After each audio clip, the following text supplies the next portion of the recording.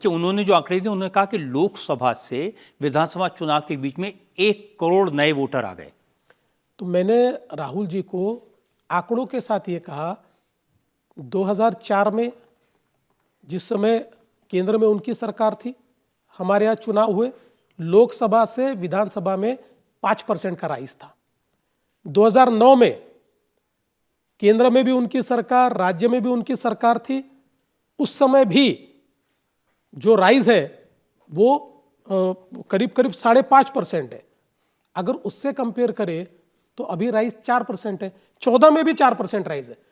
आप पिछले 5 चुनाव देख लीजिए, जब देश में उनकी सरकार और प्रदेश में उनकी सरकार थी तब भी इतना राइज होता था, आज भी उतना राइज हुआ है। कोई भी अनप्रेसिडेंटेड राइज नहीं है, कोई भी एक्स्ट्रा राइज नहीं है, इतना फर्क पड़ता ही है। और ये क्यों पड़ता है मैं आपको बताना चाहता हूं कि अक्सर हमारे यहां पर आप देखेंगे तो लोकसभा के चुनाव के बाद रूल्स का रिवीजन होता है। लोकसभा के चुनाव से पहले कोई बहुत ध्यान नहीं देता, लेकिन लोकसभा में ध्यान में आता है किसका नाम है नहीं है, सारी पार्टियां काम में लग जाती है। लोकसभा के बाद ये सारी पार्टियां जब चुनाव के लिए और लोगों को एनरोल करती है तो एक आंकड़ा उससे बढ़ता है। और दूसरा ये बढ़ता है कि लोकसभा का आप टाइमिंग देखेंगे और हमारी अगर विधानसभा का टाइमिंग देखेंगे तो पूरे 1.5 साल के लोग 18 साल के जो है या 19 साल के ये एलिजिबल हो जाते हैं। तो इसलिए करीब करीब आप देखेंगे तो ये 1 करोड़ लोगों में से 35 लाख तो वही है।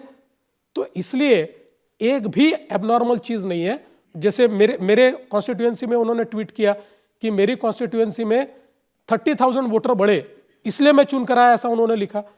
हमने दिखाया कि उनके यानी उनकी उद्धव ठाकरे की शिवसेना, शरद पवार की एनसीपी और कांग्रेस, इनके कई कॉन्स्टिट्यूएंसीज मैंने दिखाई। इसमें से ऐसी भी कॉन्स्टिट्यूएंसी दिखाई कि जिसमें 50,000 वोट एक कॉन्स्टिट्यूएंसी में बढ़े और वहां उनका आदमी चुनकर आया है।